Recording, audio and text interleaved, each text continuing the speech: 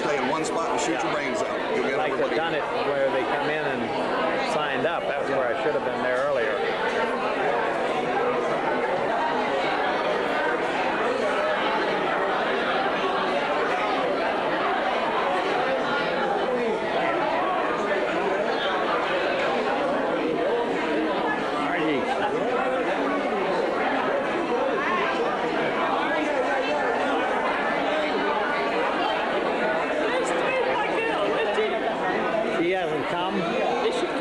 Actually, I didn't know there was going to be a big function like this a couple hours ago, and I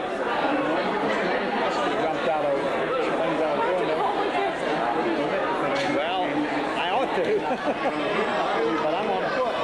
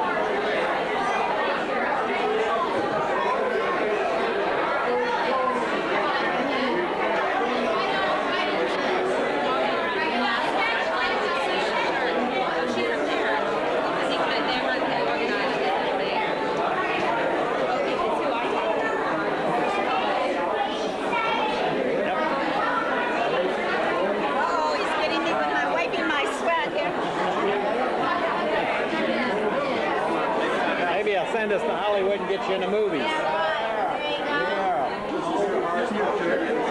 They wouldn't have me up there.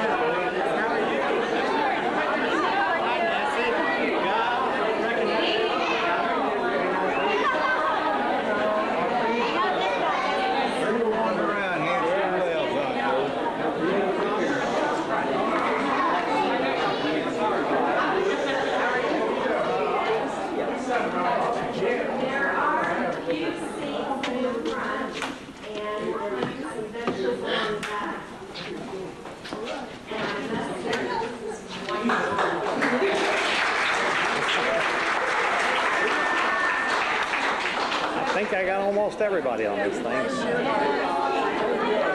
had people call me today and ask me if it was going to be a video because they couldn't know. Oh, really? Well, now the video, he'll shoot everything that happens up there. No, I'll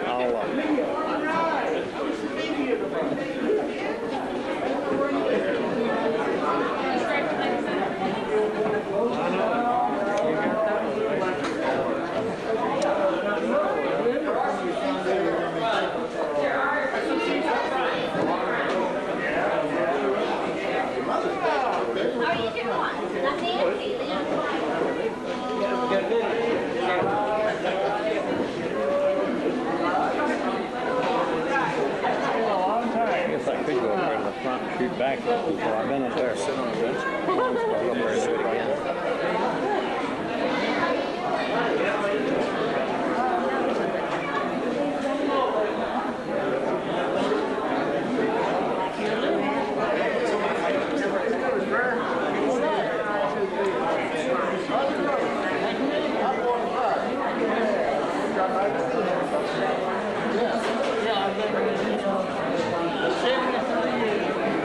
I've been here 49. Let's see.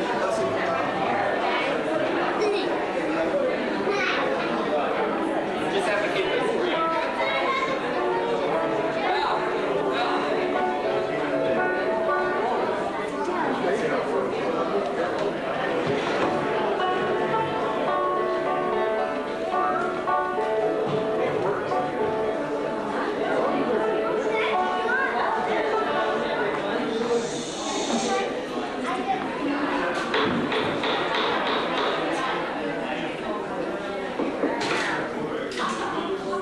While everyone's being seated, we are going to begin the meeting. We've got a lot going on tonight.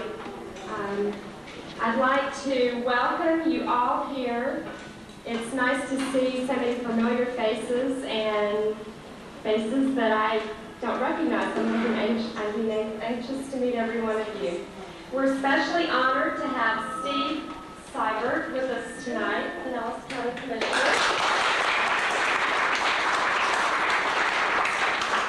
We have many special guests from the community, past and present. When you walk into this building tonight, and I'm sure you're all thinking what I'm thinking, it's bringing back a lot of memories. It has a lot of history. And if you can just think about right now your favorite memory or what it was like walking into this building for the first time, I think that says why we're all here tonight.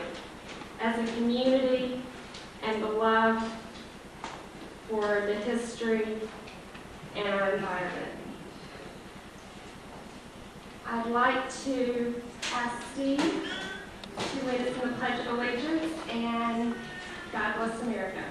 Would you please rise? Join me in the pledge. I pledge allegiance to the flag of the United States of America and to the republic for which it stands, one nation under God, indivisible, with liberty and justice for all. God bless America, land that I love, stand beside her and guide her, with the night, with the light from above, from the mountains to the prairie, to the ocean, white with foam. God bless America, my home sweet home. God bless America, my home sweet home.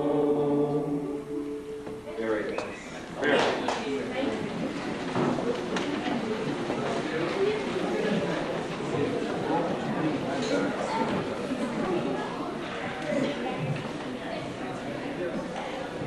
This is the last OVIS meeting before we break for the summer.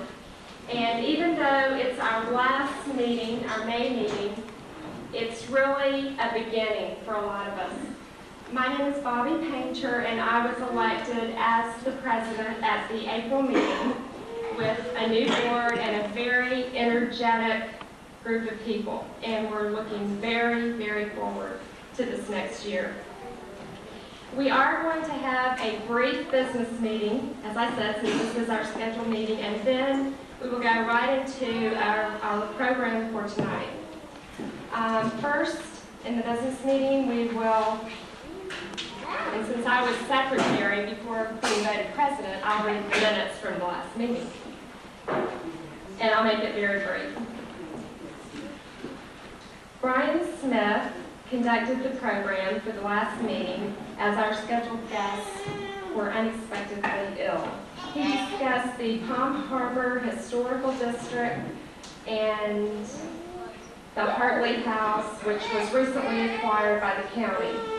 We discussed the northern extension to Heritage Park and the historical communities nearby. We also discussed within the Judge Hartley House that, as we understand, there will be a room for Ozona. So we're asking anyone who has special artifacts, mementos, anything you would like to share, we will be working on that and planning for that as well.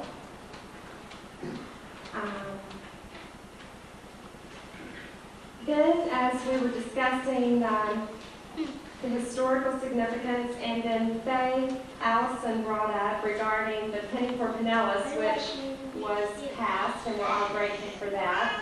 And the group asked how that could help Ozona, and a couple of items that were brought up. Here at the end of Bay Street, a lot of people seem interested in looking into that and having the pier replaced. And also the bridge on Shore Drive, we want to look at enhancing it back to its original historical architecture and our safe roadways. And with the community statement, one thing that we really want to stress the environment and our history. And with the environment, we're working on the Ozona Wildlife Preserve, and also one of our members, Richard Trzynowski, showed me a video one day when I was in his office, and I said, I don't even have the words for that. If you could show that at the meeting, everyone could see why we love this environment and why we want to preserve it. So I've asked Richard if he would show the video for us now.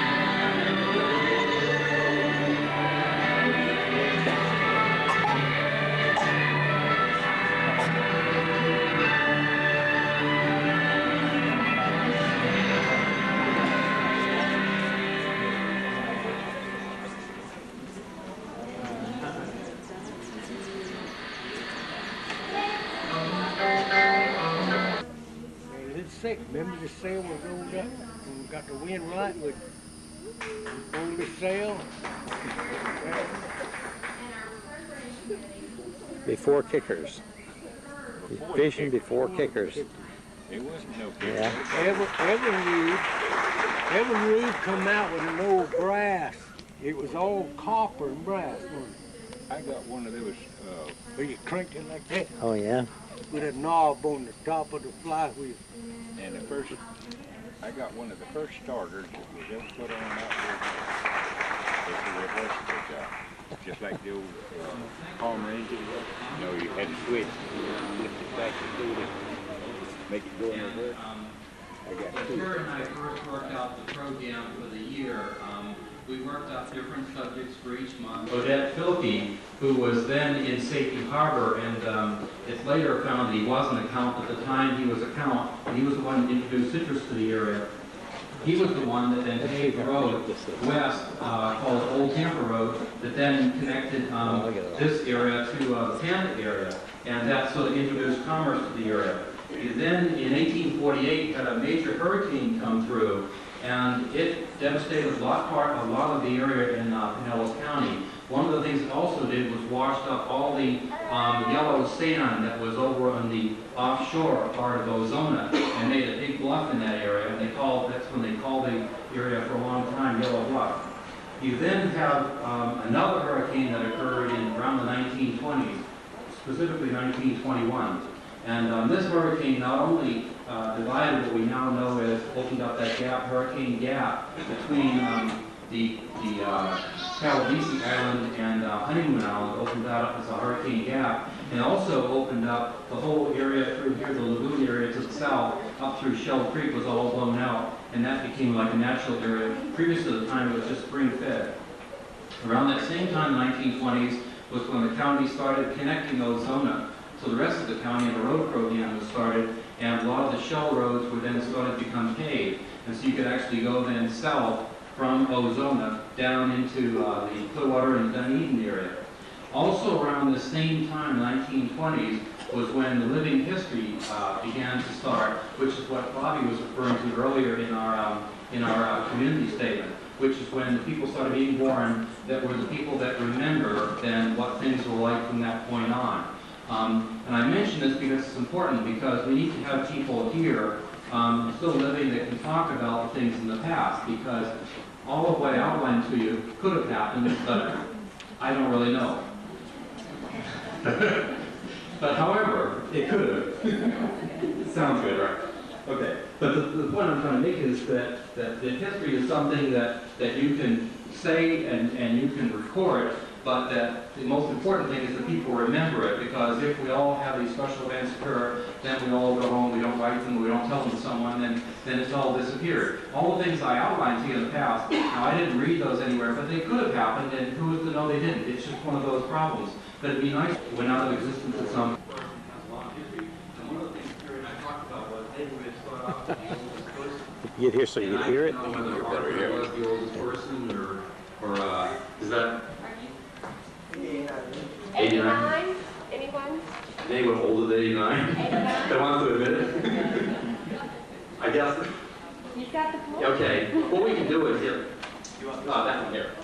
The live one. What we've done is we've done high tech here, so we can give Arthur actually a microphone. Ooh. You can say whatever you want to Arthur. It has to be about Ozona is the only requirement. Thank you. I came to Dunedin in 1924. And a few years later, I moved to Palm Harbor. There was a college in Palm Harbor that belonged to the Methodist Church. And one night it burned down. 4 years later, the Methodist Church moved this college to Lakeland. And it is now one of the nicest schools in the state of Florida. But returning to the beginning of Palm Harbor, it was called by the name of Sutherland. And I would like to say that Wednesday before last, the last day of April, there were 8 manatees at my dock. That's it.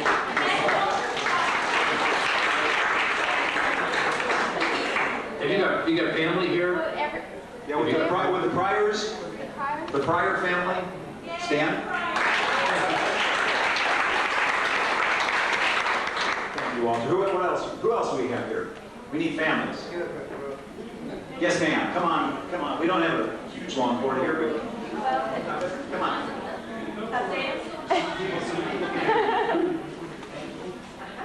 Well, I'm Joanne Sampson. I'm the daughter of Lois and Shelley Shea, who are deceased now.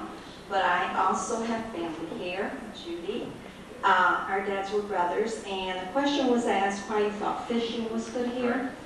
Well, I think the fishing was very good, but I think we had a lot of talented people that were fishing also.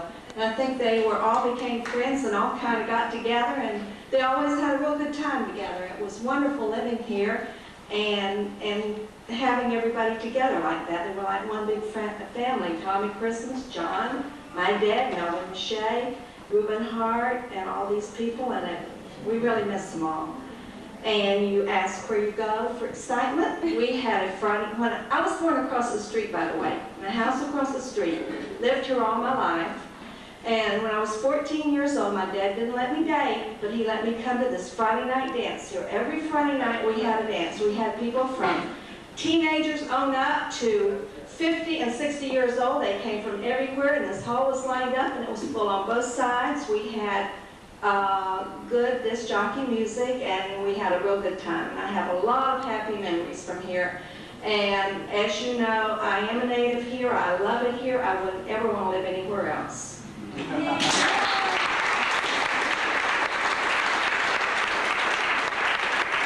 sir. I'd just like to know about speckled trout, the fish camp, the history of that. There is some history there. Can anybody help us here? The history of speckled trout.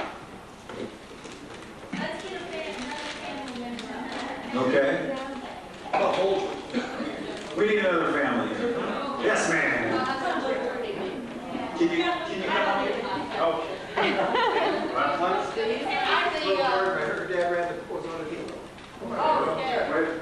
Well, are you ready? Or let's go here first, and then down to. Sure, go ahead. My name is Betsy Bolger Collet. My daddy was Bobbie, Forrest Collier Bolger, one of the old fishermen. Our house was the last one in the old stretch of Shore Drive before we go into all the beautiful new homes.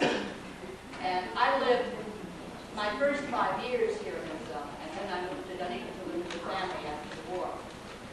And I have a lot of pleasant memories of going fishing with Daddy, and some of those have become some of the music and poetry that we share all over the state. It's nice to be among everybody that was here. He's coming with me. Stay right. I've got it. My name is Pearl Jordan. I was Pearl Dempsey before I became Pearl Jordan. I came here with my family from Dixie County in 1920, and I lived over on the road between, it's called Dempsey Road now. I don't remember when the name was changed. It's the road, the shortcut road between 584 and Pennsylvania Avenue. I don't know, I'm not a very good speaker. I think my nephew should be the speaker tonight instead of me. You're doing a good job. The depot was right down the way from us, about a half a block in distance. It's been removed, of course, as all of you know. We're not very happy about that. My nephew and his wife and I are not. Anyway, but we had no choice in the matter. The road in front of our house was deep sand ruts, of course. We had no car for several years. Wherever we went, we walked. We walked out to Ozona Baptist Church. We started attending church there immediately. And I'm still a member there. And it's been a happy time for me. My parents have been gone for quite a long time. Also my husband. My nephew was born in the house or the little house, a small house that my dad built in 1930. That was a few years after I was born.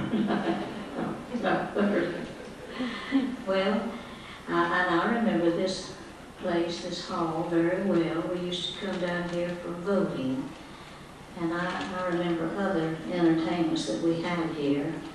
But primarily I remember coming here for voting more than any other reason. And I remember the boathouse down on the dock, the fish house where we used to go and buy fish, oysters and things like that.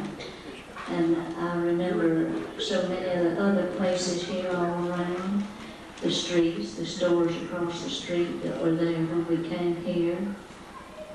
My husband's parents operated a dry goods store or something? Dry goods store. Yeah, they sold groceries, they sold clothes, they sold linens, all kinds of things. And then Mr. Carl Robinson, I know some of you remember him. He also owned a store across the street. Now, remember, this was in 1920. And I'm still living in the same house where I've lived all through these years, 411 Dempsey Road. And I hope to be there, well, who knows how long. And for 35 years, I was principal of Ozona School. It was a great pleasure to me. It's a good school. We started I started there in 1936. And we had 50 pupils. There were 2 of us teachers there. And I continued at Ozona School. It was a wonderful school. The kids were just great, and the parents were just the best. They were so cooperative and sweet. And I'll always have a real warm spot in my heart for Ozona School, and I'm glad to see that they have a big, beautiful Taj Mahal school now. Ours wasn't a big school, but it was a very good school. And as all my former pupils, when I see them, they say, oh, we had such a good school, and we did. I started school there when I was in the 3rd grade. I was 8 years old. And at the same time, my mother wanted me to have piano lessons, so I walked from my house, which was on Omaha Street, in Palm Harbor, down here to the end of Bay Street. And I took piano lessons from Miss Sarah Young. And many people will remember her mother because the mother started Ozona Library and got many people interested in reading. Ozona has always had a wonderful past. Fishing has been a great thing for everybody, some commercial and some for pleasure. And we used to come over here, and my brother had always had a boat that he kept in Ozona. And sometimes we would even row from Ozona out to the end of Hog Island, which now has a much fancier name than and I think now my family was the Erickson family. We came to Palm Harbor in 1919. So this area has been home a long time. And I think Peggy Lundgren should tell us about her grandfather, who was one of the old timers here. My brother just idolized him because he went on long trips with Captain Lundgren, who was Peggy's grandfather. Well, I'm sure some of you remember the Lundgrens. My grandfather. Yeah, it's easy to hear when you got the mic on.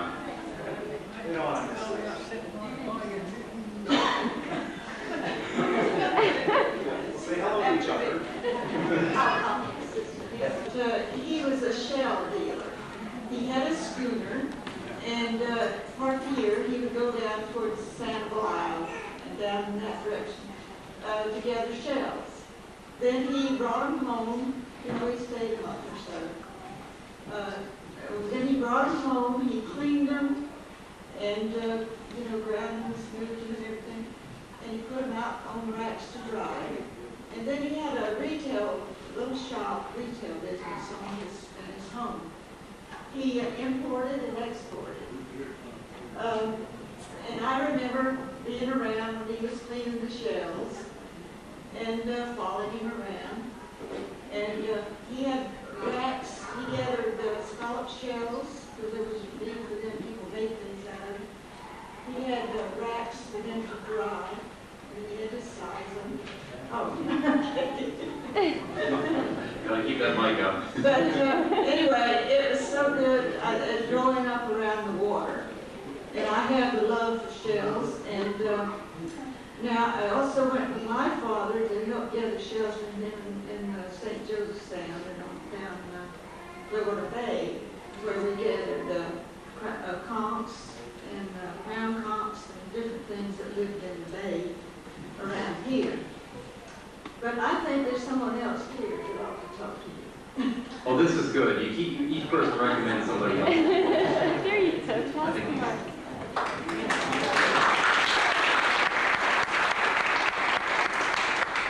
think it's standing on the board. Well, anyhow, I ain't got much to say. Faye over there, I said right there and didn't ignore her. And this young lady right here, Pearl, I know her.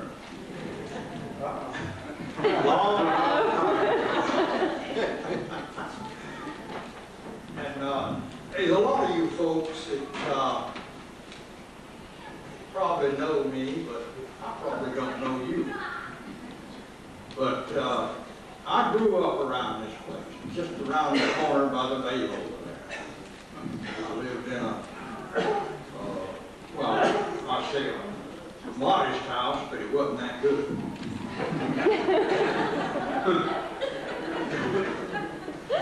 But anyhow,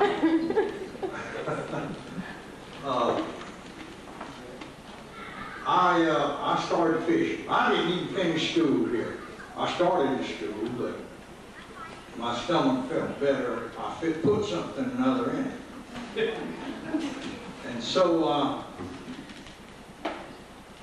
I remember back then, you know, time was real hard. We were catching mullet for $1 a pound, sometimes to get back the shipping ticket on. And the fish was, well, you catch fish, but you just couldn't get rid of them. And we were eating them old hard-head cats that you see swimming around the post. But anyhow, I used to, after I grew up, I moved down on Orange Street down there, built a house.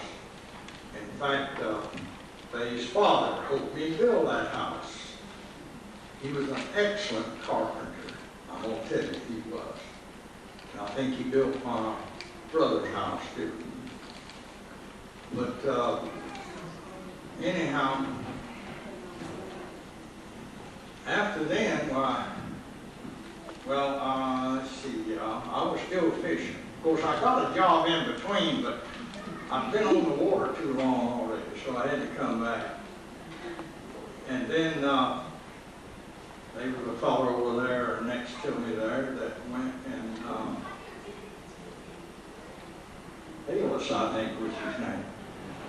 He started the ball rolling, and I felt that the place was too big, too small for me and him, so I got out.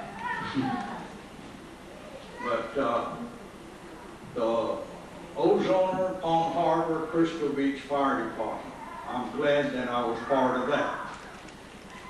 We started that with nothing, and look what it is today. I think they even got paid helpers. Back then we done everything for free. Paid our own expenses. And but anyhow, that was about the best thing I've done for Ozona, Palm Harbor, Crystal Beach anyhow. Oh, good, thanks.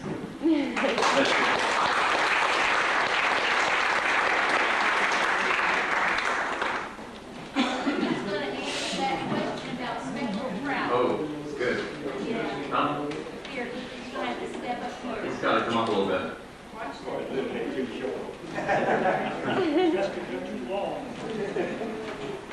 Why don't you turn around and face the group so that we can see what you're saying, but there you go. I don't know why you got too much to say. Well then, hey. Trying to get out of it. Well, I've been around here for a while. I first came to Ozona in '24. About that high. Our school was out in Curlew at the old brick schoolhouse up there on, close to where the fire station is now. And we stayed out there till 29 and went back up on the farm and like starved to death. I wound up back down again 37, 38. And we all knew one another well, but a heck of a big time. Didn't make no money. But there was something I wanted to mention about this place. A lot of people that don't know that the telephone exchange was in Ozona for Tarpon Springs and Clearwater at one time. Right over here in the old drugstore. And then they had a fire that almost wiped every house out. There's 2 houses left on the block on the south side up here to the water.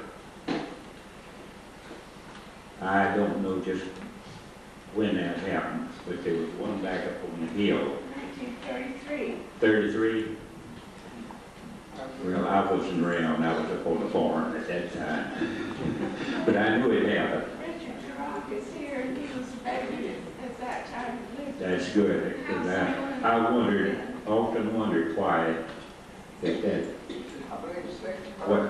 what place?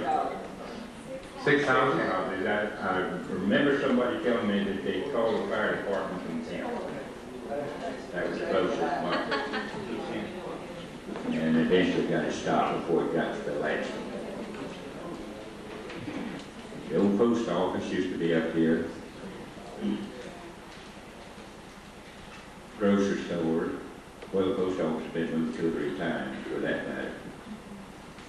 But back since then, and in the late 30s, everybody knew everybody by their first name when they went to the post office. And that's something you don't know today. I don't know 1 out of 10. Hey, Luther, speckled trout. Yeah, she went. Oh, the speckled trout fish camp, it originated from Ernest Fidel. He was from Tampa originally. He came over here and he bought this piece of property all the way from my place, all the way to the water, or to the street down there. Well, then there was some trading around, and he got to the place where the bait house and the boat basin is now. They done some trading back into it. He wound up with that. He was a one-armed fella, and he heck of a nice guy. Do anything in the world good for him. And I don't remember exactly what the date was that he sold out, but he sold the fish camp to the Riviera. And most everybody knows what's happened since then to the place, so.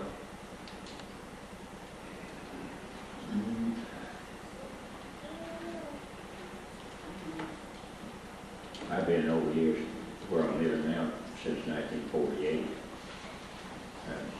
Built there in 48, raising the family there. Part of my folks are still living around here. Few of us, anyway. Did most of what you do happen in Ozona, or did you drive down to Clearwater? No, but most of my drive what?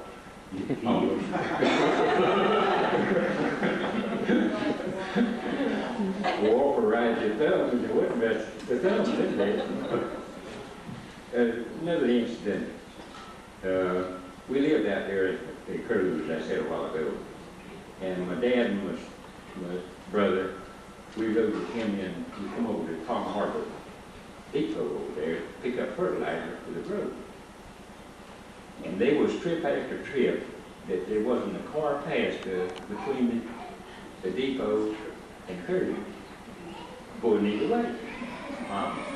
So there's a lot of difference in that now. That's really Just like that. Yeah, just like that. Well, I can't think of much. Did you walk back from Tampa one time? Yeah, I walked from Tampa one time to the fair. Walked, absolutely walked from Tampa, from the fairgrounds in Tampa to Ozona. I caught a short ride and Martin Northwest is right. Wow. Well, thanks.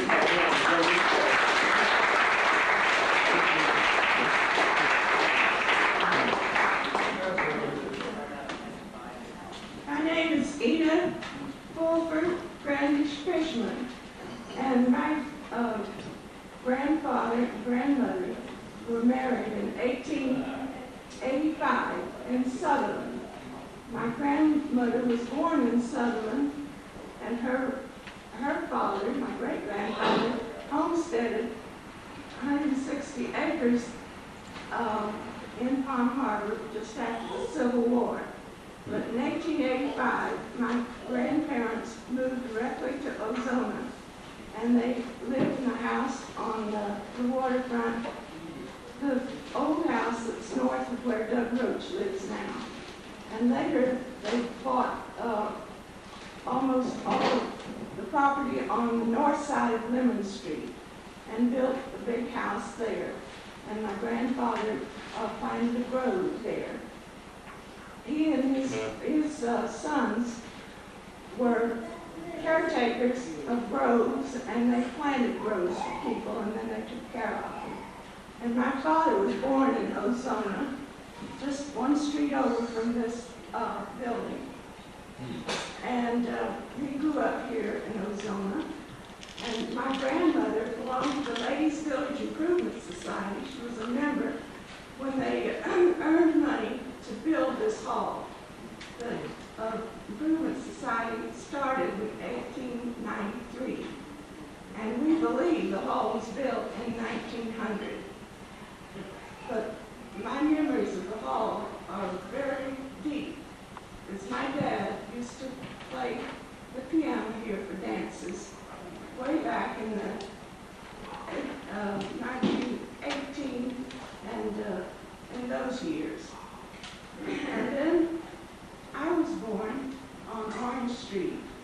My dad built the house in 1921. The house was new when I was born in 23, and I grew up in Ozona.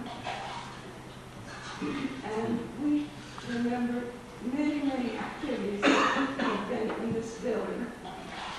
And I knew J.D., went to school with him, and Faye, we walked to school many times together. And Billy Black is here. And he lived 2 doors down from me.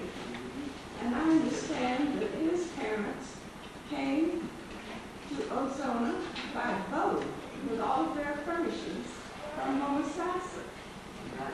And also the Jurats, who started the fishing business here, they also came by boat. So he might like to tell you something about that. That'd be nice, yeah.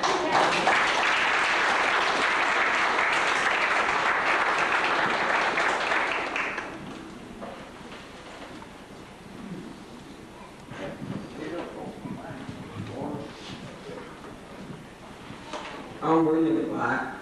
My father was William Black, and I wasn't born in 1922. The rest of the family and Ed G-Rock's family came from Momosassett by boat on the 4th of July, 1922. And I was born in the Chadwick house over there in the street. They call it Lemon Street. Uh-huh. It still stands for big. Really? Yeah. And we moved away and we moved back to Orange Street, I believe it is. Mm-hmm. 2 houses to me in 1933. And I lived there until 1953. My dad was a commercial fisherman. We fished at one time for Paul Fair. And my brother worked for Walter Pryor, and also was a fisherman. And I even did a little bit myself, fishing a couple of years. So. Wow, that's really. Who do you want to have talk? Who do you want to have talk next? What? Oh, Charlie, is got a volunteer. We'll get Charlie to do it.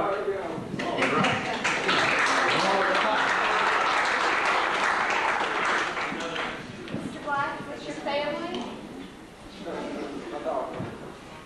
What a great privilege this is to look out over here and see such a large group of people. I'm sure there's quite a few of them, if we went back far enough, would be kin to me, because our family really goes back several generations.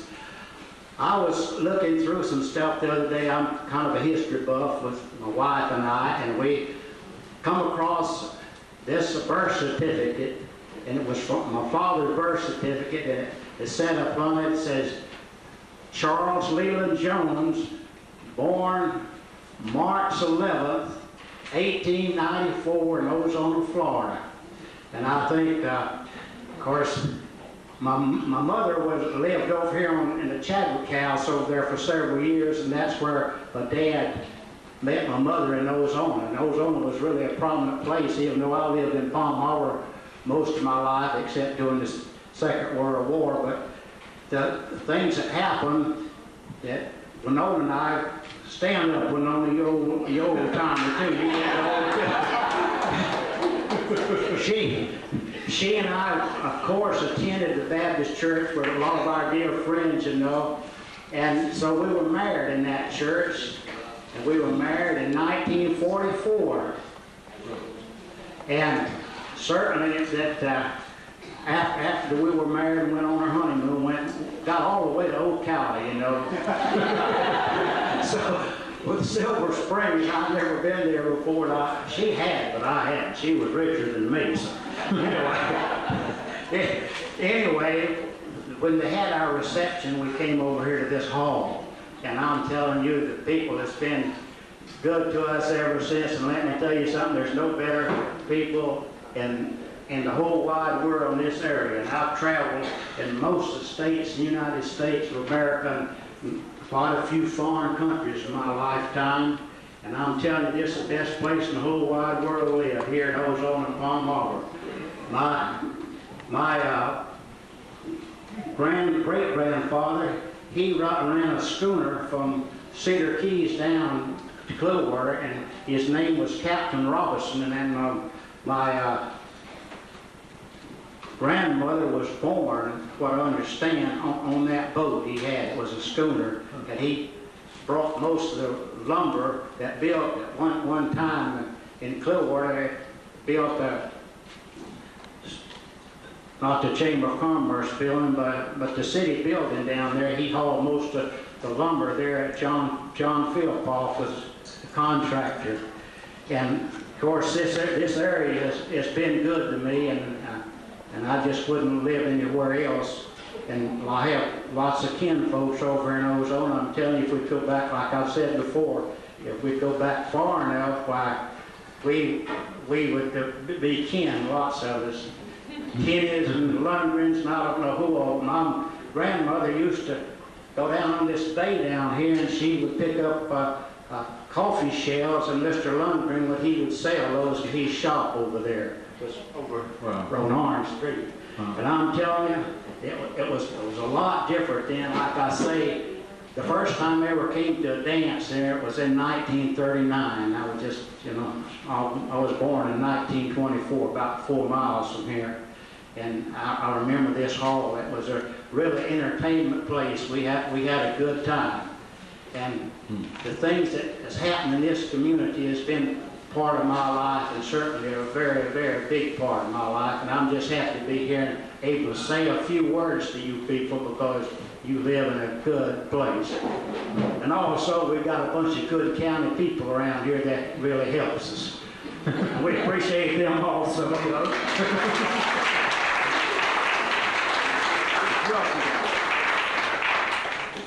Mr. Fair, want a microphone? Well, Oh, he's got a speech.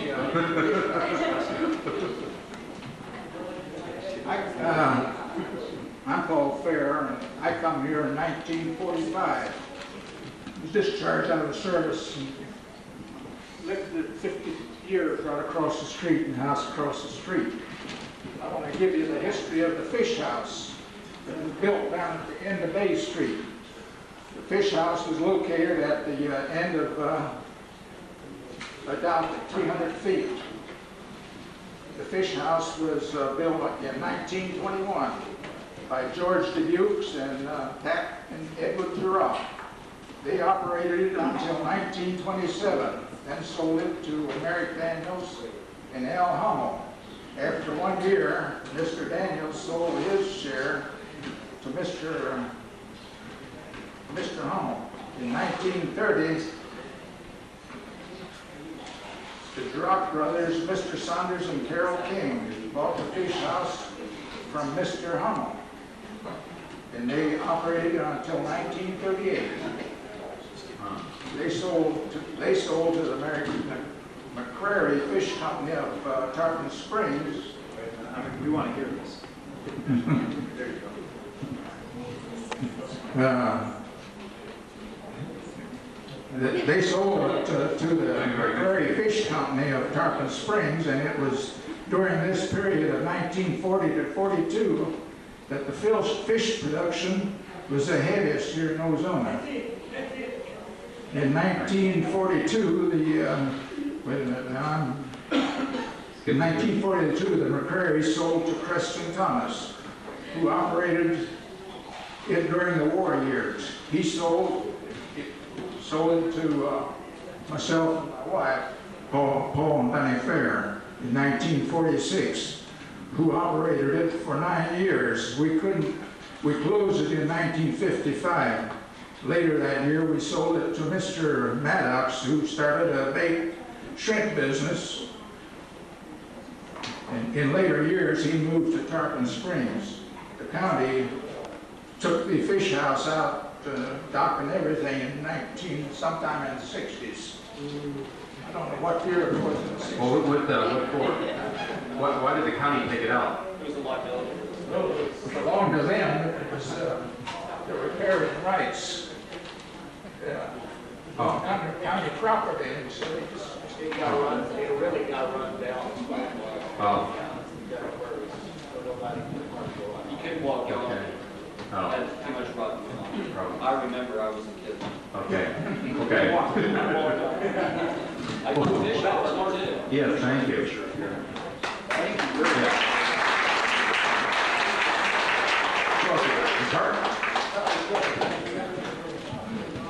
Anyway, I'm Hart, and I just about right here in the middle, or Paul, he just about told everything that there is to say about Ozona here. Tell us about the fish. But I lived here for, I came here in 1936, so I've been here a long time myself as a kid.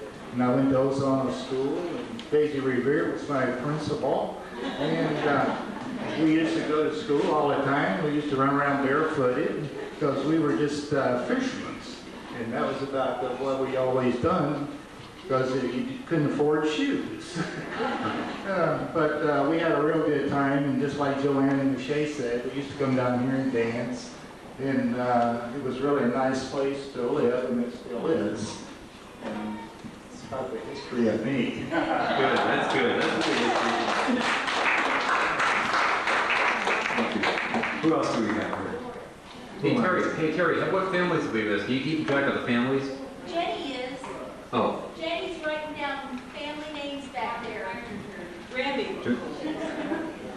Is there a family back there? You gotta speak up now. We've had the Christmases, we've had the cards, we've had the Sansa. What? Here. Okay, we got We've got another gentleman here.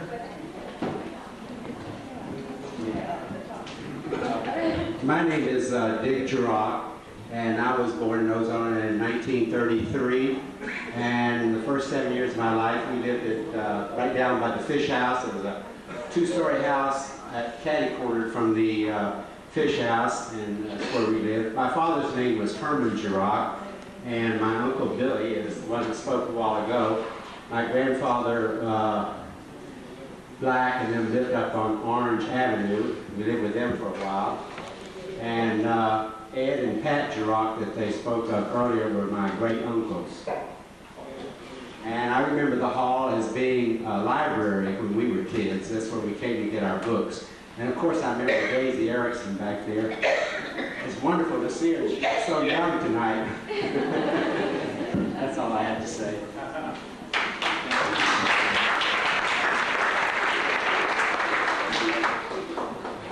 Okay. Yes, sir. Come on up. I don't need to come up there with my paperwork. All right. Okay, good. I'm Glenn Williams, and my family roots here mainly was left here. Most of you know President, who was here for years. He was from Harbor. He helped JD and them with the fire department. And I'm real proud to be able to mention his name because he was my favorite brother. But what I want to say is that when I come into here, we lived up on Kensington Shore Drive, now what they call a Jeter House. And there's a little station there they call Lone Star, and they had the name right, it was Lone Star.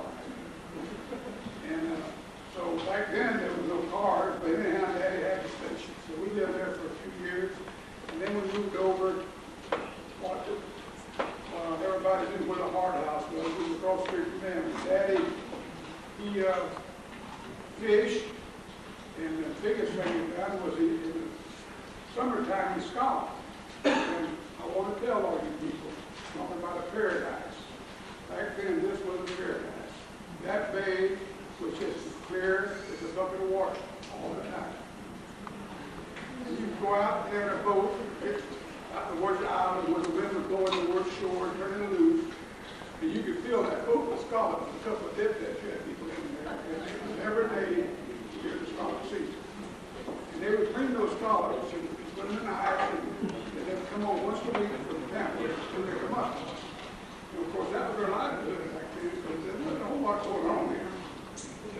And I went to Ozona School, Stacy, and I know I was one of her favorite students.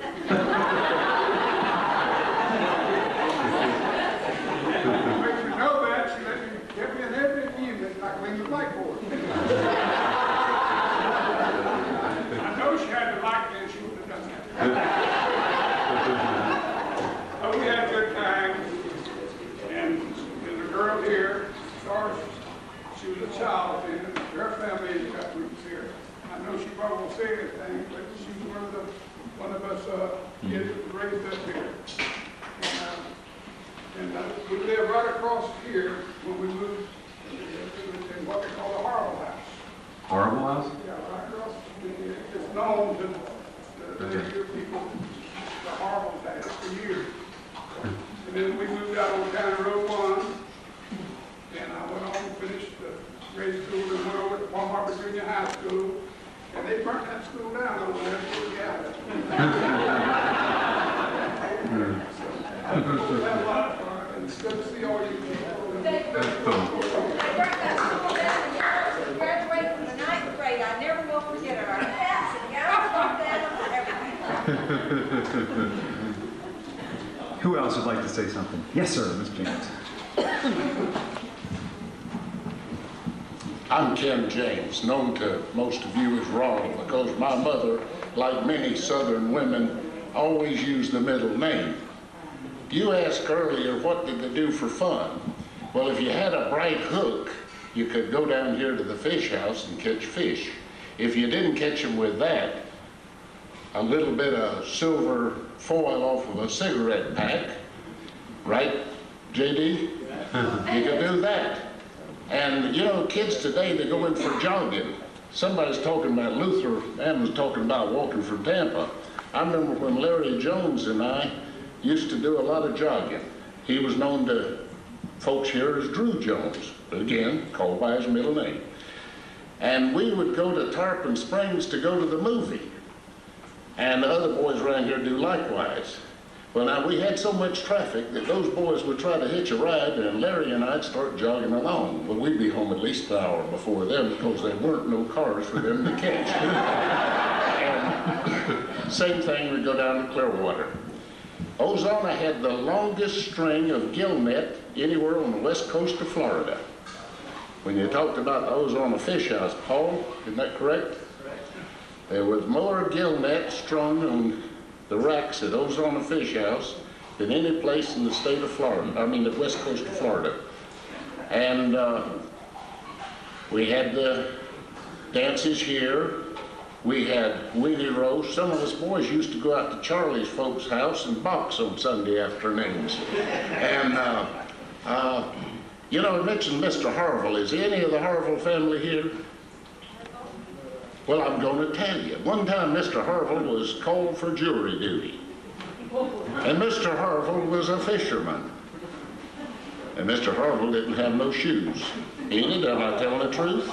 He didn't wear shoes, because fishermen didn't need shoes. But he went on jury duty, and he had to wear shoes. I don't think that man took them shoes off from then on.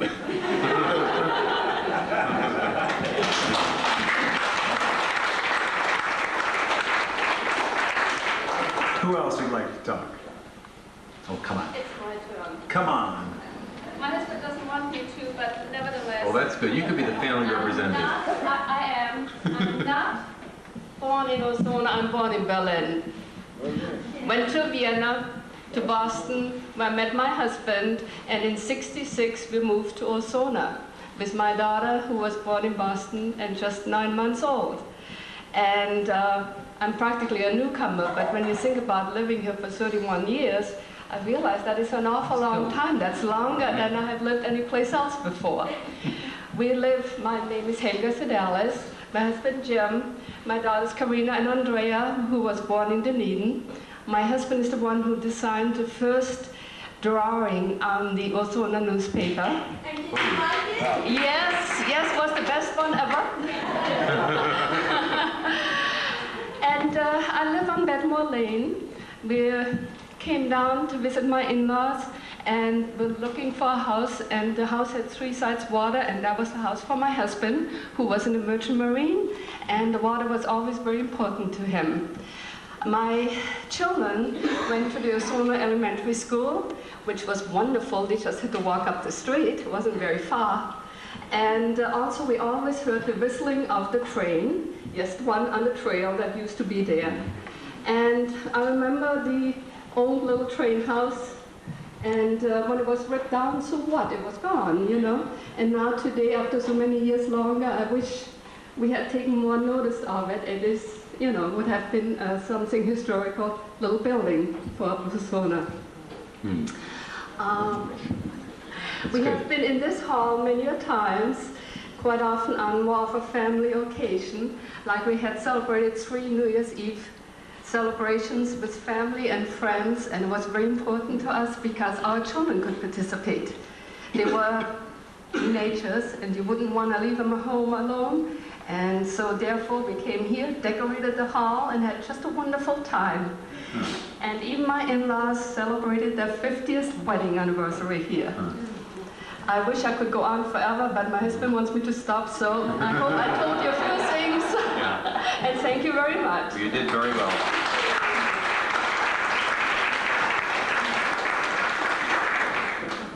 Do we have anybody else?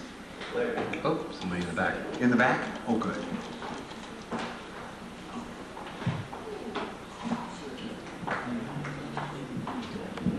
Hi, it's nice to see all the familiar faces. I'm Kate Calhoun. I was Kathy Panessa, and I was born in the house that Mr. Petit lives in now, right at the end of this end of Bay Street, next to Molly Goodhead's. My parents came from Detroit in 1943. They just couldn't take the cold up there anymore. My dad was a tailor, so he came down. He started working for Ray Allen in Clearwater then, and then Shorts after a while. And he always wanted a grove, so the house had 5 acres of grove with it. And then he also bought the other, which is now Sherwood Forest Travel Trailer Park. That was a 40-acre grove. So he bought that, and that was his love.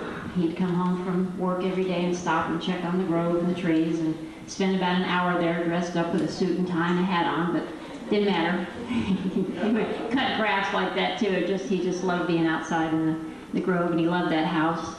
It was a lot different living in Ozona because, not for me, I was born here, but for my parents, when they came from Detroit, my mom was used to a lot of stores, and she could walk to the, shopping and everything, and couldn't do that right here. But we did have a grocery store across the street, which is, I guess, an auto repair store now, but that was probably a grocery store 3 different times. And it was neat living there. When I was little, I used to find a penny and run across the street when I got a chance and buy whatever I could. Cavities all over the place because a penny would go a long way. You could get about 5 pieces of candy. Of course, the dentist bills were pretty expensive, but she couldn't keep me from going to the store. That was about the biggest thing to do, except for looking for mail in the post office. And Mrs. Revere was my teacher at Ozona, and that was a great school. And I can't say enough about the people. I mean, there's not a better place to have been born and raised than here. Looking at the Hart family and the Miche family, and Judy's standing back there. She's still my best friend. We've been friends since we were 5 years old. And she'd either walk to my house or I'd walk to her house. And Cheryl Lipsy, Mr. Lipsy had the other store, which was kind of a big store because it had a gas station and a meat market. Right, Pearl? And after school, everybody would just come home, change their clothes, take their shoes off and walk all over Ozona and chit-chat and play in the bay and all the things there were to eat, oranges and kumquats, and it was just a totally natural place to live. It was a beautiful place to live. There was no traffic, no noise, no harm. You could let your kids walk all over, and they'd come home about 6:30 or 7 o'clock when it was time for supper, and people didn't have to worry back then. We got bikes and had bike races around Bay Street, and just had lots of stuff to do. If we got bored here, we'd walk up to Palm Harbor or walk up to Crystal Beach or even Wall Springs. And we'd get on the bus and take our swimming lessons in the summer at Wall Springs. And that was another great thing to have that we don't have now, but maybe we will pretty soon. And the old dock at the end of Bay Street here, which was wonderful to have, and the old fish house. And I remember my brother was 10 years older than I was, so he'd be down there with all the Hart boys, and they'd be having a real good time jumping off the dock and catching fish. And it was just, it still is a marvelous place. And I just hope we work as hard as we can to preserve it just the way it is and not let it be any different, especially the way things are going. I hope it can stay at least like it is right now. I know everybody here is concerned enough to really work to keep it that way. Because it's a special, special little pearl that really nobody knows about. My husband met me at a dance in Clearwater, and he asked me where I lived, and I said Ozona. He had never heard of it. He lived in Largos from the time he was 2 years old, and people just never knew Ozona was here. We were very lucky, and that's why it escaped all the growth that it did all those years. So just God bless every one of you, and stay healthy and stay in Ozona. Thanks.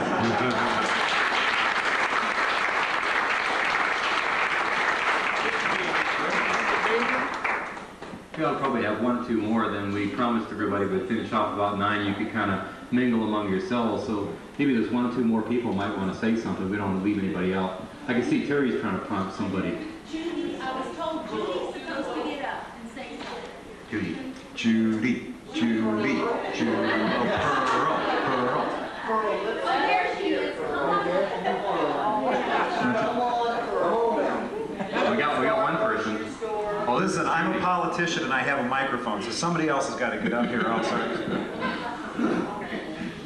Well, when I got the letter for a meeting for old timers, I realized I was in a different age group. But I'm really, I'm old, I admit it. I wasn't born here. My brother and sister were born up on our street. I was the only child born in a hospital. I was born in Tarpon in 1946. And that was a big distinction. I think the most wonderful thing that I've been listening to all of you and remembering all of you tonight, it was wonderful to grow up in this area where I had aunts and cousins all the way down the street where I lived. And I represent the Daniel family too, which Margaret Lee is home, which is now Molly Goodhead's. I grew up in and around that home. And I had aunts and uncles and cousins that it was just wonderful. I can't begin to tell you what joy it was to reflect on my life here and remember all the wonderful people that I shared those times with. Dowd's Dock was our favorite. We used to go swimming there in the summer times. We used to go down to the fish house and swim, but my dad didn't really encourage that because of the boats. And we just came here for dances. We danced in my generation too here. And so it was just a wonderful time. I have very close ties still to this community, and I love each one of you. And I know my mom and dad would be thrilled to see all of you here tonight too. Thanks. Thank you.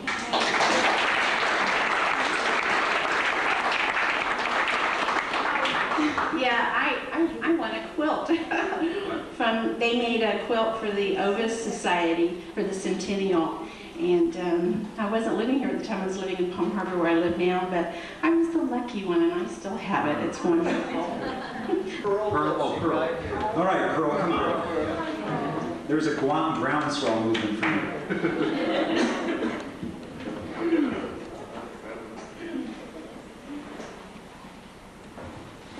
Well, I guess everybody knows me. We ran the old Lone Palm Grocery for 24 years. My husband was Cliff Lipsy, and I think his father and mother were the first postmasters here. They built the old two-story house on 584, and it's about 90 years old and it's still standing. My daughter and her husband remodeled it, and I'm renting it now. I'm still there. Came here in 1933. Cliff and I got married, and we lived with his mother. We kept her. She was 92 when she died. I guess all of you know the old Palm Grocery. Everybody come in, they got what they wanted, and they'd come and pay us when they wanted to.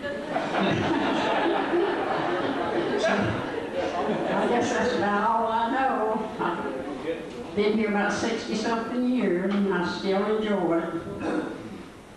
So that's about all I know to tell. Thanks, Pearl. The Lipsys, y'all know, everybody knows Cliff's dad and mother. I know they was postmasters for a long time down here in the old post office. The first one, I think, was ever built here. Thanks, Pearl.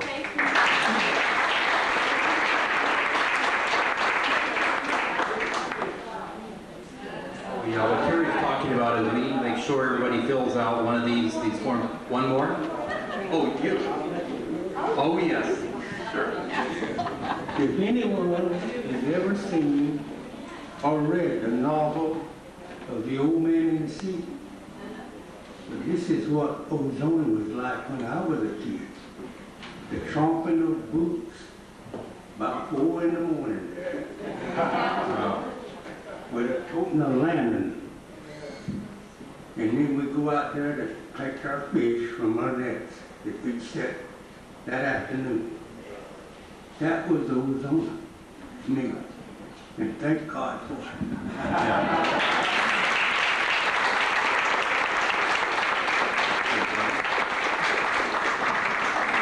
What we're going to do is kind of wrap it up a little bit here with this part of the program, and I think Steve's got his banjo in his hand, which means something. And then, but then we want to also do is allow you some time so you don't have to leave right away. I don't know if Terry used up all the punch or not. But so what you're welcome to do is sort of hang on, mingle among yourselves. We knew we didn't want to do it just this way, but you could also meet among yourselves as well before you leave. And Terry wants to say. We've had a reminder from the floor. Do you remember when Ozona was mentioned in Ripley's Believe It or Not for Mr. Dowd's road paved with hair? That was quite outstanding.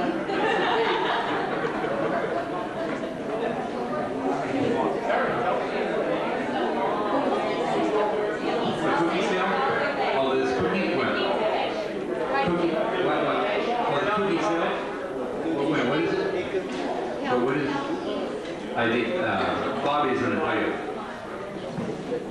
Some of the ladies got together and we have a cookie donation on the back table. And you'll find there the peanut butter cookies, the 4-H peanut butter cookies. The recipe is in the Ozona News, the latest issue. So get them while they're available. Thank you.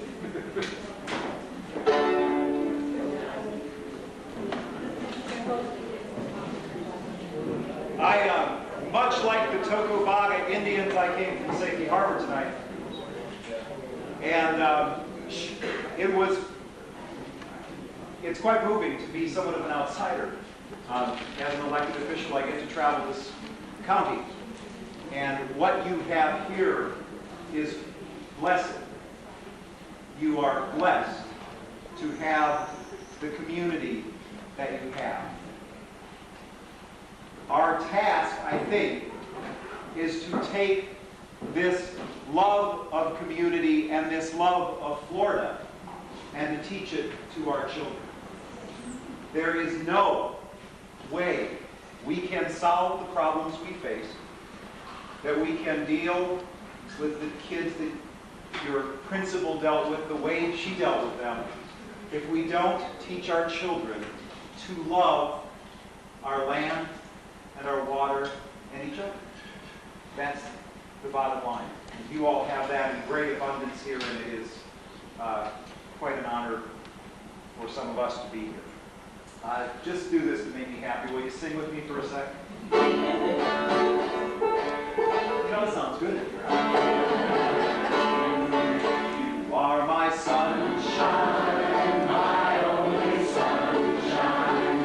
You make me happy when skies are gray. You'll never know, dear, how much I love you. Please don't take my sunshine away. The other night here, as I lay sleeping, I dreamed I held you in my arms. As I awoke, dear, I was mistaken. So I hung my head and I cried. You are my sunshine, my only sunshine. You make me happy when skies are gray. You never know, dear, how much I love you. Please don't take my sunshine away.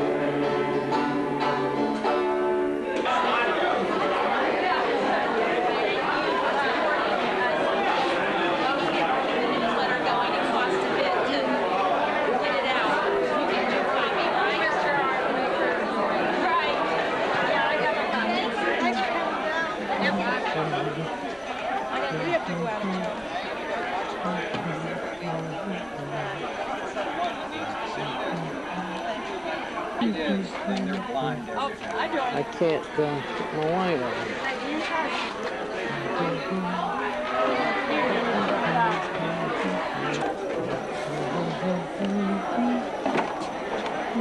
We're just going to look at the truck.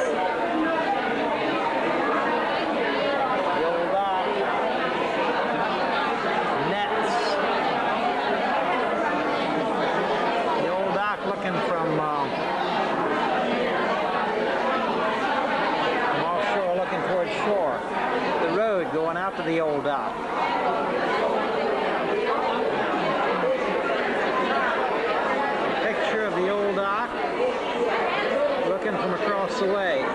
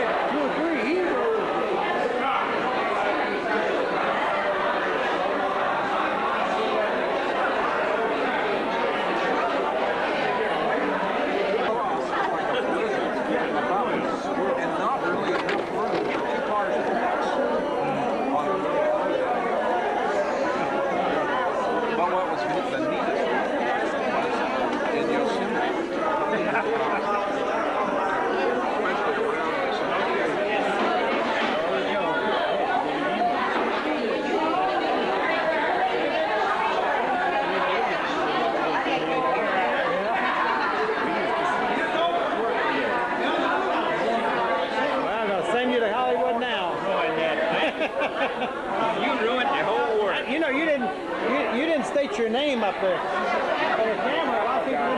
A lot of people don't state their names, and I Actually, I got a few things that I was going to say, and then I just forgot all of it. Yeah. Hey,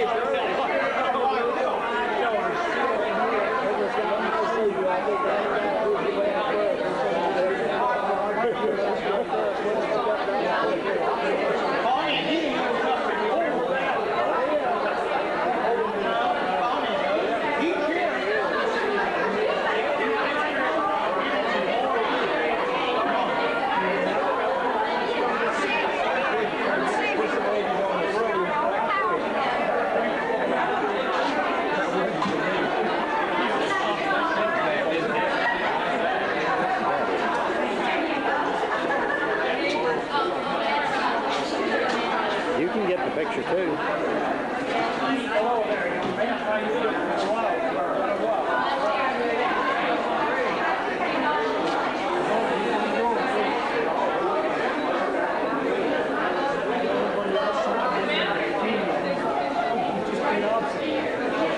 One time it was the old post office, and I don't know what years, but this is number 18 Bay Street, and it's located on the north side of Bay Street. We're looking west down Bay Street now, and this is number 11 Bay Street, and it at one time was the old post office also, with a grocery store on one side and a post office on the other side. That's number 11 Bay Street. So this is Ozona.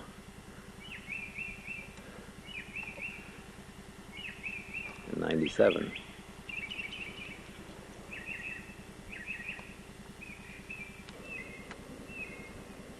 Yes, this old post office and grocery store was in this small building, and there was a partition wall down the center, and the post office was on the right side, and the grocery store, I believe, was on the left side.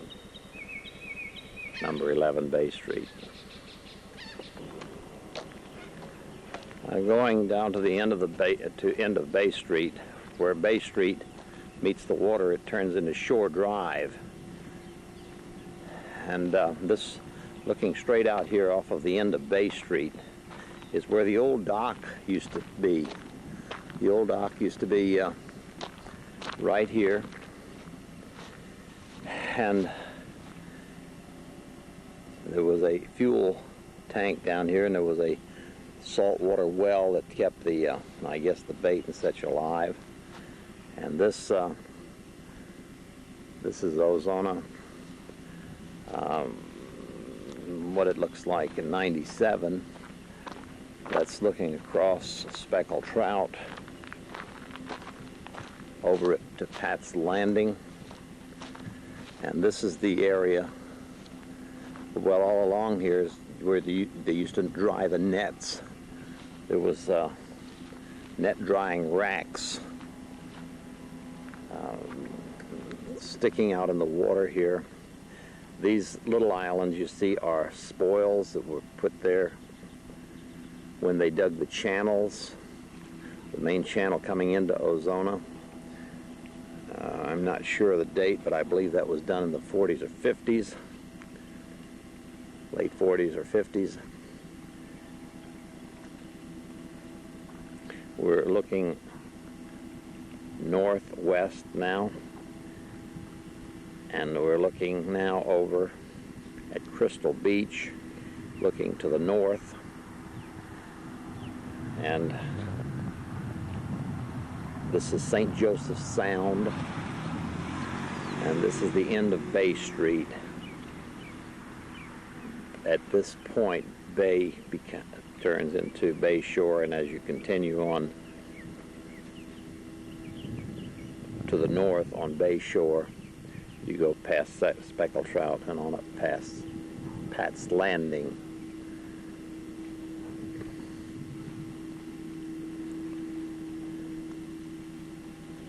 There's usually some boat activity here. One boat just left out of one of the marinas, and I have seen manatees right here in these waters under this dock. The water is shallow here. Tide right now is near a high.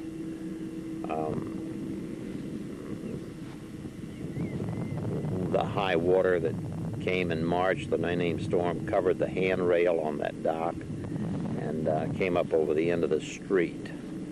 That was the no-name storm in March. Ozona, Florida.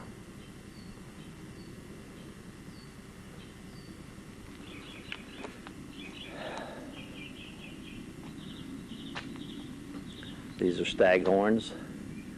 This particular piece of property is 300 Bay Street, and this is where the doctor used to live in Ozona, and when he passed away, I understand his wife carried on the practice. And right over in this corner of the property, there used to be an artesian well that I understand sailing vessels came in and got the fresh water from the artesian well that has long since dried up. But it was right in this corner of the property right here along St. Joseph's Sound. And I understand that when the sailboats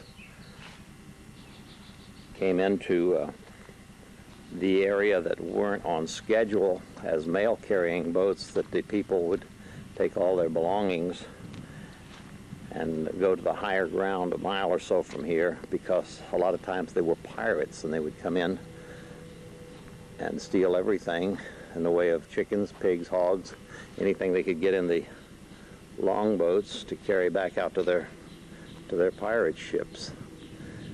And I'm sure that there's a lot of history here. This is stories that I have been told by some of the old-timers. My name's Bobby Noell.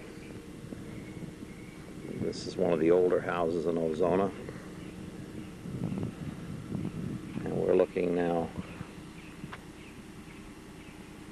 east on Bay Street. The old original firehouse sits here on the west side of Orange Street, beside 279 Orange Street, which is the old original firehouse. And we'll go over and get a picture of the new firehouse.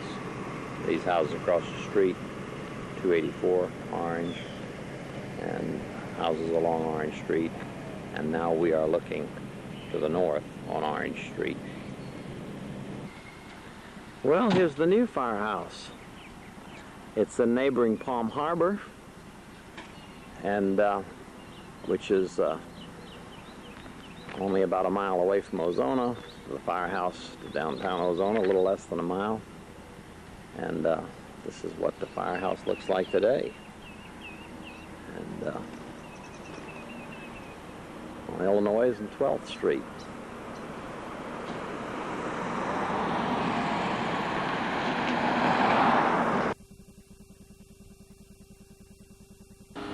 sunset getting ready to set, which we always have a pretty sunset in Ozona. And people down there to watch the sunset, sitting in the benches at the end of Bay Street. This is Ozona in '97. And I just thought I'd put a little bit more tape on here, a little more footage of Ozona on here. There's 3 of these little hang gliders or parachute planes or a little motor flying around today, and sometimes we face things like that out over the water. Today they're just flying around over the top of downtown Ozona. Maybe looking for a place to land, who knows.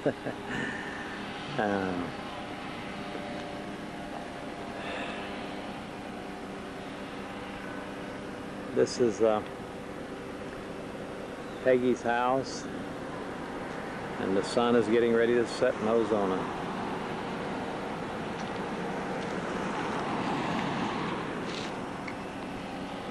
This is Rob's house. Bob Noell, that's my grandson. Well, the sign says Bay Street, and the activities here on Bay Street today, I'm not sure exactly what it is, and orange. Downtown, beautiful Ozona, with activities in town, and the little mosquitoes flying around overhead, with a person hanging on it, and a little weed eater motor on the back of him, and activity plenty here today. Looks like he's sitting still up there in the sky. Right there. Right in front of that truck. Back up right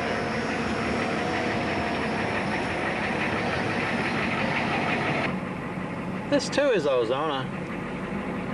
I'm just going down the orange here. Looks like we have a New Orleans style horse and wagon, sightseers, looking at Ozona.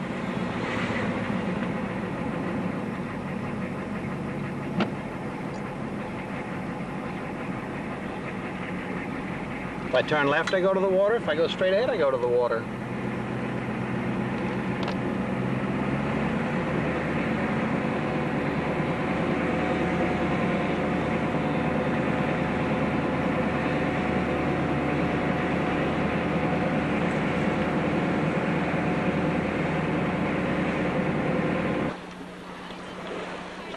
Anclote Key. It'll require a lot. That's 9 miles from Ozona. Off the coast of Tarpon Springs, the Anclote Lighthouse. Not many boats out today, but on like a Labor Day weekend, it's so many boats here you can't find a place to put your boat.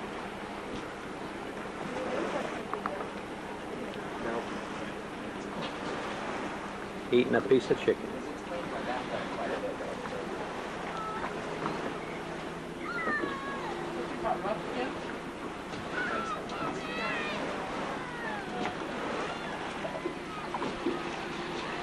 Beachcombing.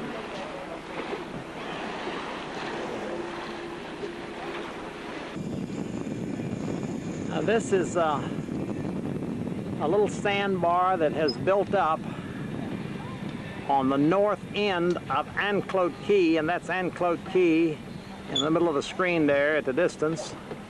And this little sandbar is very similar to Three Rooker Bar that's to the south end of Anclote Key. This has been building, and it's a place for the boats to come and enjoy themselves on a weekend where the water's clear and shallow. And this is the last land, little barrier island or whatever that you can find going north from Tarpon. This little sandbar here, sandbars, and over there's Port Richey in the far distance, and Hudson, and the power plant, and it's called Bailey's Bluff in that area to the left of the power plant. And looking this way, I'm looking back towards Ozona. I'm about 12 miles from Ozona at this point. It's a pretty little sandy beach, and the water's really clear and really nice. So, jump in your boat, run out to the little sandbar.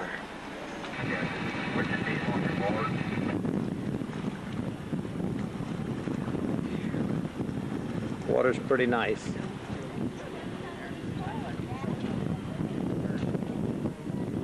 Feels a little cool when you first get in it. And that's looking straight out into the Gulf. Straight to the west, straight out in the Gulf.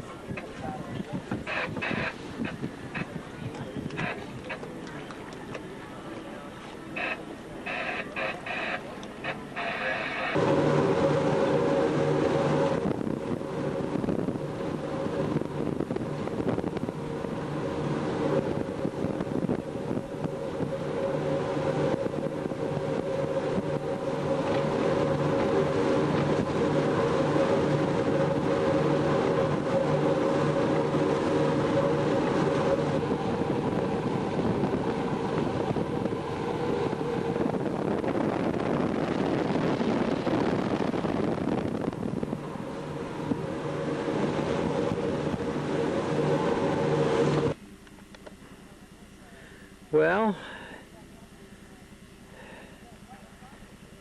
there it is, the tide going out on the racks. Day after a boat ride. And there's the sunset in Ozona. And Pat's Landing, speckled trout. And the people that come and watch the sunset here in Ozona. The end of Bay Street. There's 300 Bay there. And the Noel's Ark boat runs almost 50 miles an hour. Fast for a big boat. This right here is where the old dock used to be, right here where the oyster bar is at. The old dock that the road went out to, and the shrimp boats tied up on either side of it, and the net racks were out here all around me, and out there at Three Rooker Bar where we were out there in the boat.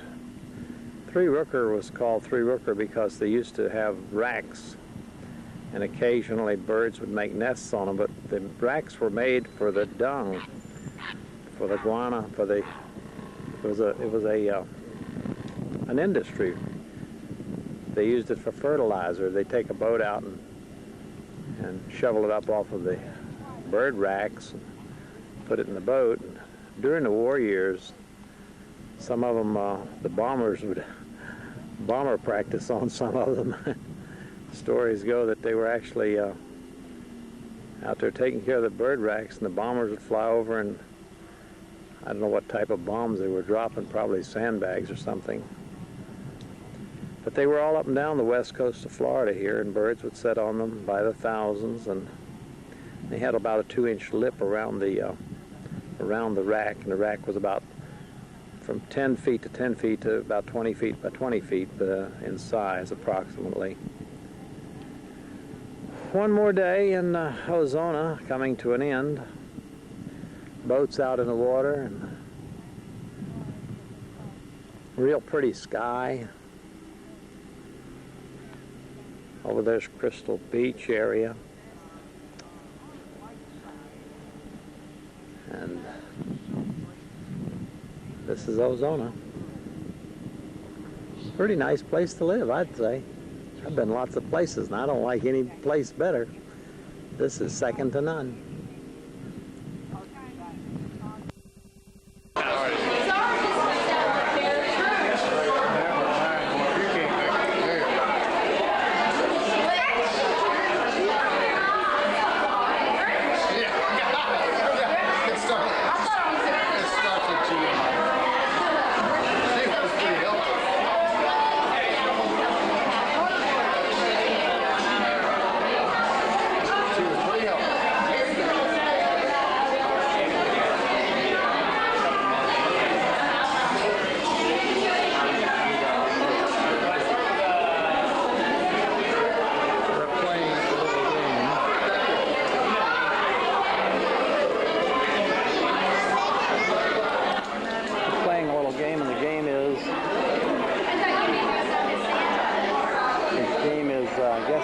written on your back, I don't know what I am, whether I'm an animal or a person or whatever. And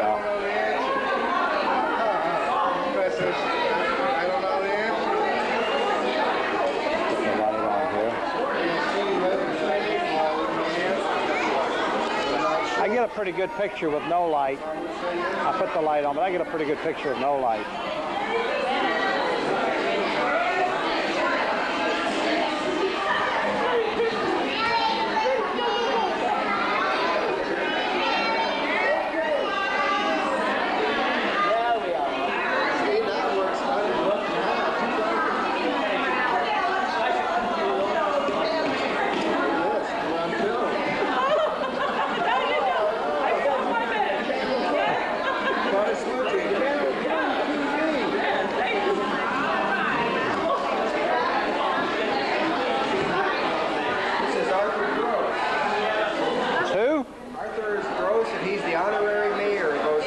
Okay. Okay. And this young man?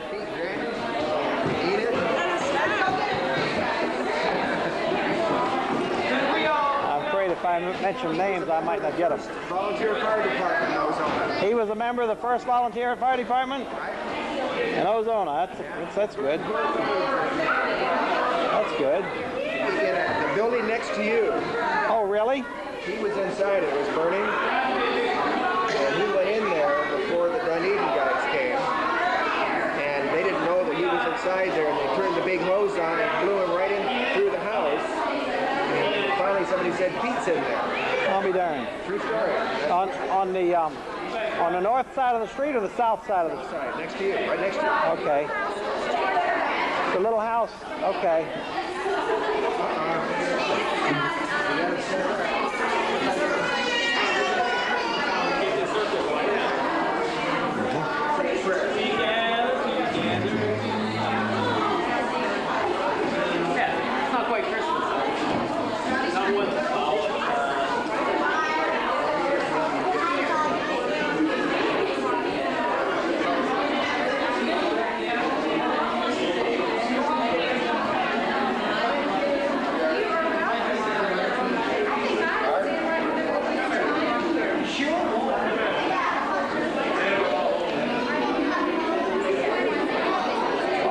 Get in the center of everything here. I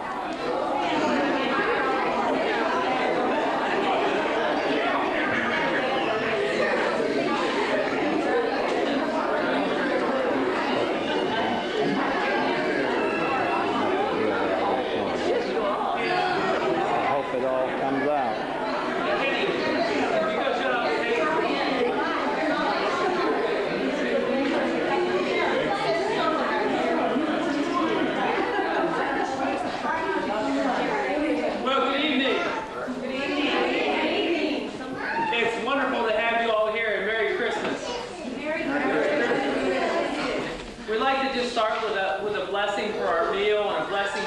Ozona and for all of us. So if we could, just for a moment.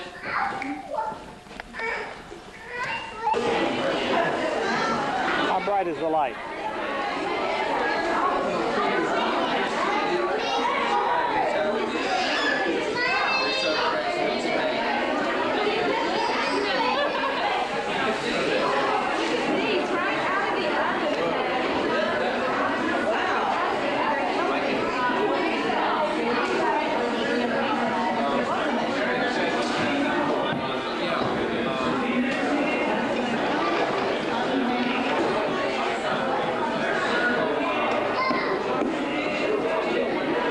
Get all the little ones in here.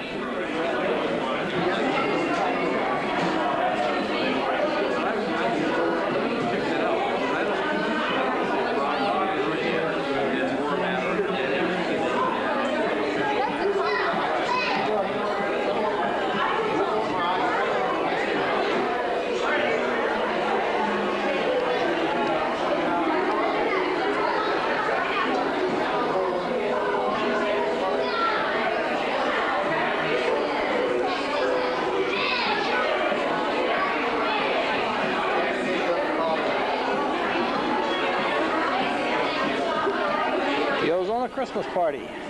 1996.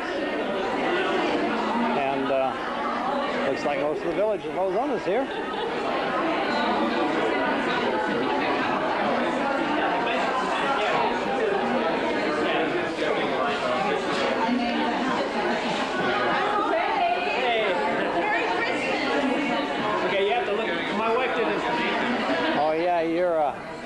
Yeah, you're one of them things. I know this song.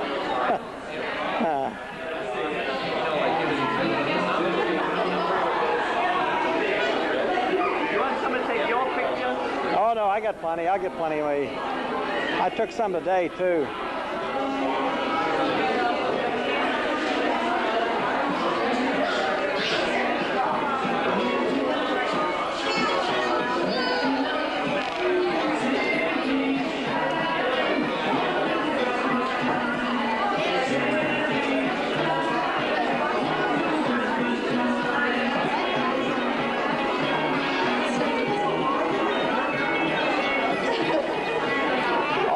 For Christmas is your 2 front teeth, right?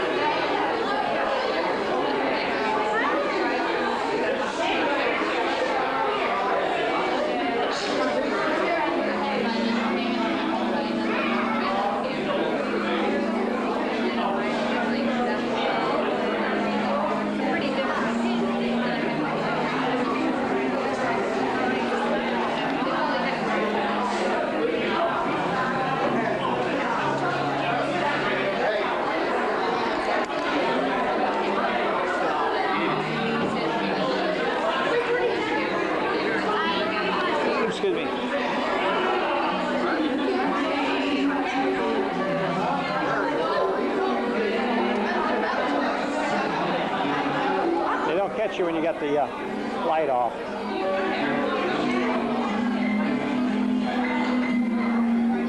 I would never go.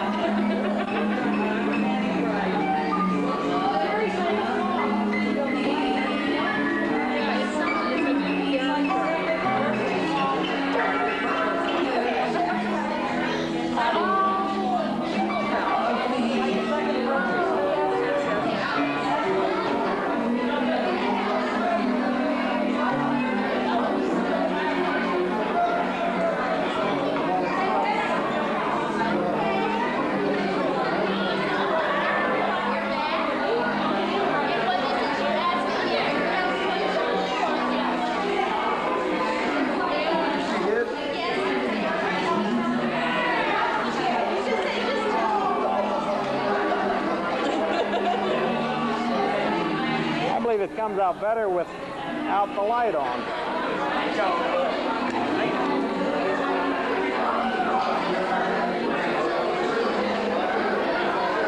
Well, yeah.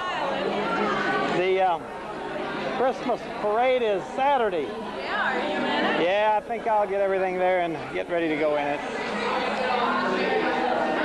My niece called me tonight.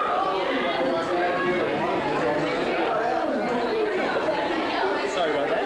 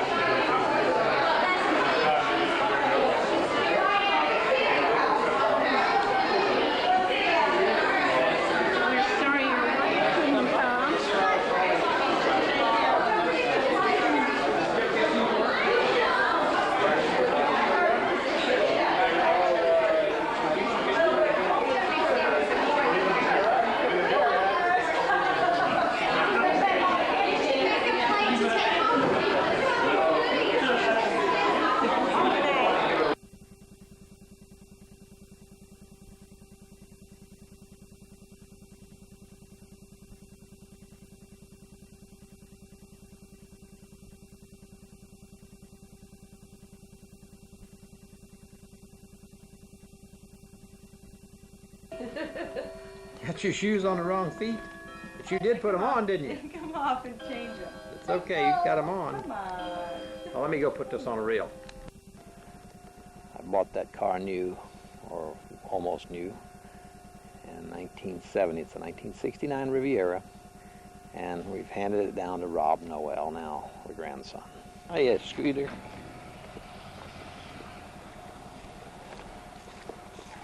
Hey, what's happening? I'm on a... Huh? Oh, you can be a headless man? Yeah. Let me see.